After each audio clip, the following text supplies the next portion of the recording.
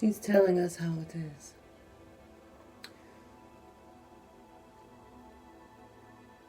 The beauty in this change is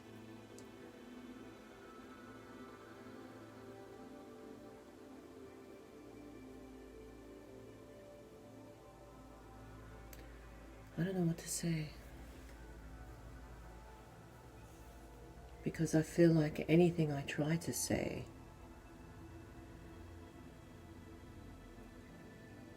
is just doing what I'm trying to say an injustice.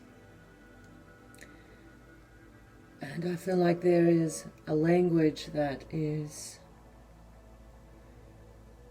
so unspoken that we have ignored for so long. Of Mother Earth, the language of the earth, the language of nature, the language of our environment. And it should be at a time like this that we wake up and come back to where it all began.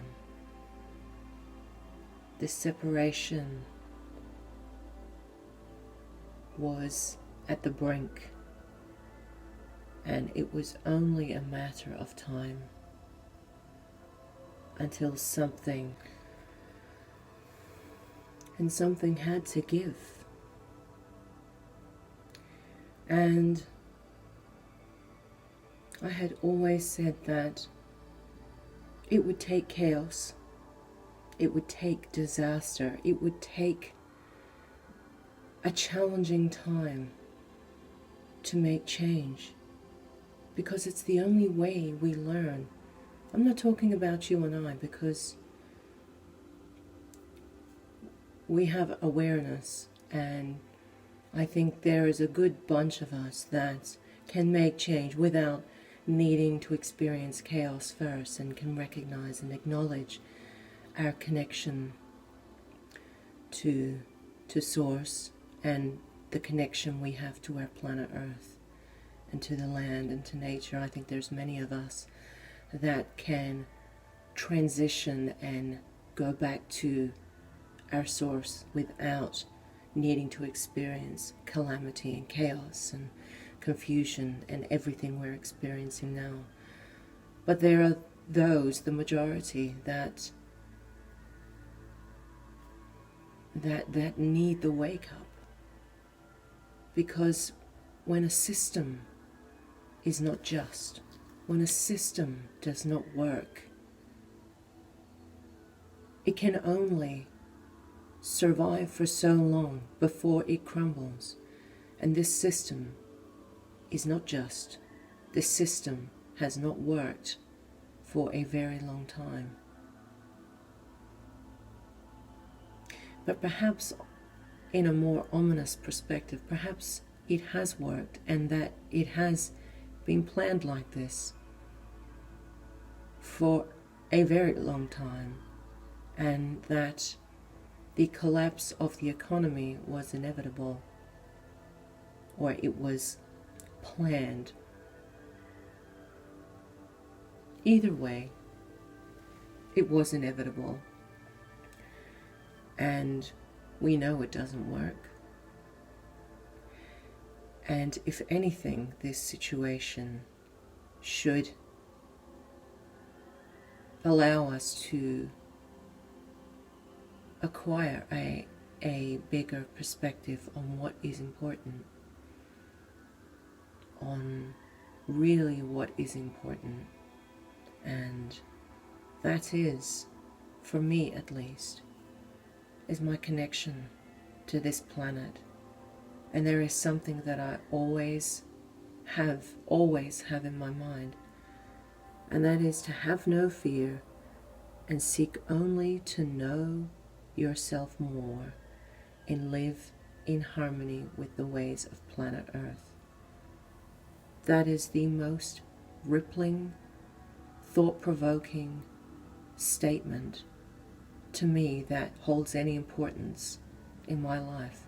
I think for many of you now, it is giving you a chance to really reflect on what you want out of your life, what is important, because things are never going to be the same again, ever.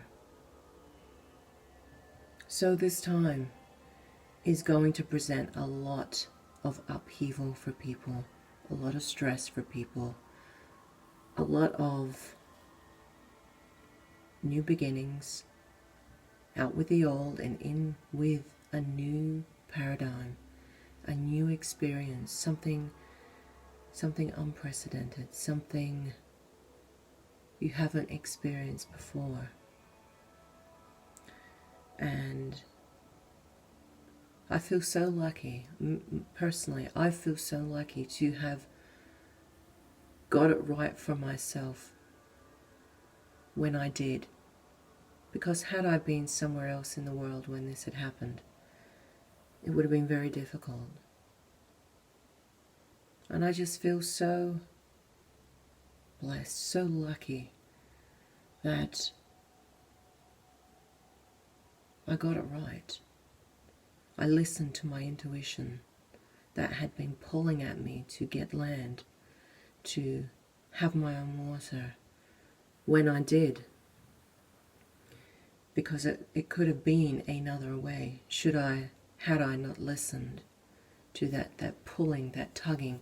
I talk about this back, at least on camera, in 2013 in Mongolia, describing the need, the pull to have, my own land, to be a custodian on a parcel of land, borrowing it from Mother Earth.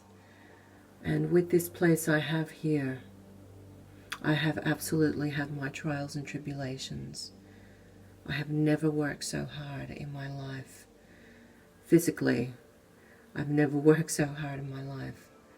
I've done things I didn't think I would be capable of doing. And here I have clean water, 2 types of water. I have fresh rainwater, and I have spring water, or well water, or a bore, but the water is very good.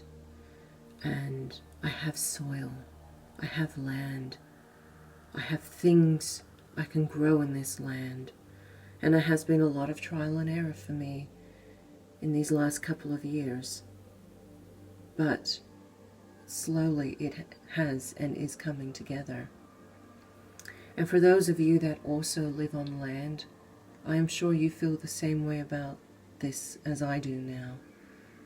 Counting your blessings and really putting this situation into perspective. And if you have been feeling that intuitive pull for a very long time, I'm sure there are many of you that feel the same way, that have land and you feel like the luckiest people on earth. I know I do.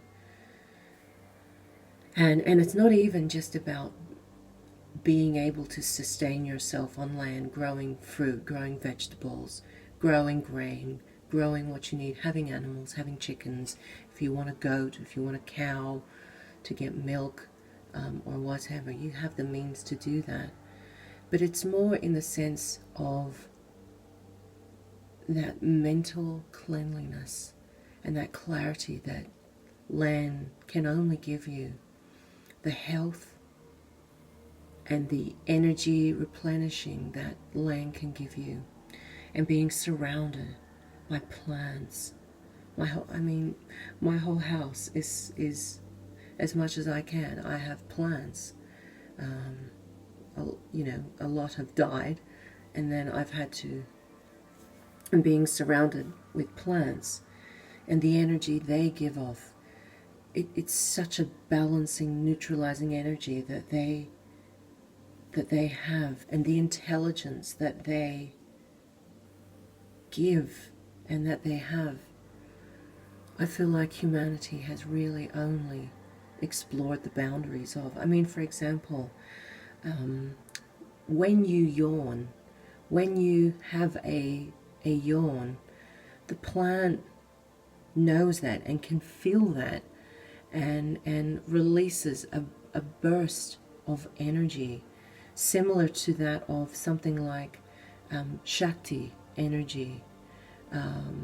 It spikes in energy when you yawn. So in many ways it's reflecting what is actually happening to your body as you yawn. You know how good you feel after yawning, and how you feel relieved and relaxed and good.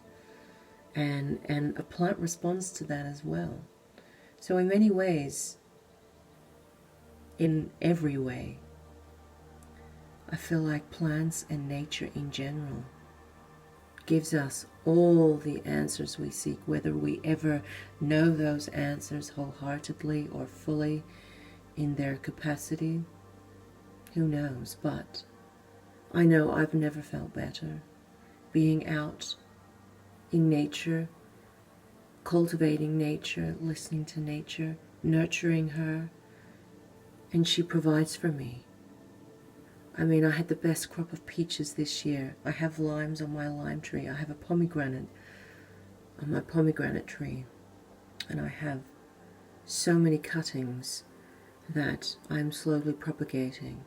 And then, of course, my date palms. You know, these things take time, but give them the time and the nurture, and they will provide year after year after year. And even now they are providing in so many ways. Everybody talks about this self-isolating thing, and I'm reading for people how hard it is. I don't feel any different. I don't feel any different because self-isolation comes so easily to me. And I've chosen that. I've chosen to live isolated away. And I love that. And so for me, it's already a way of life, and it has been for many years. So I don't feel any different with self-isolation. And in fact, I thrive in this environment. So I really don't feel any different. Nothing has changed in my life due to this pandemic that is now sweeping across our planet. Everything is how it should be. And you know, things are happening as they intend to. So in many ways, an experience like this is going to bring out whatever has been kept beneath the surface will come out.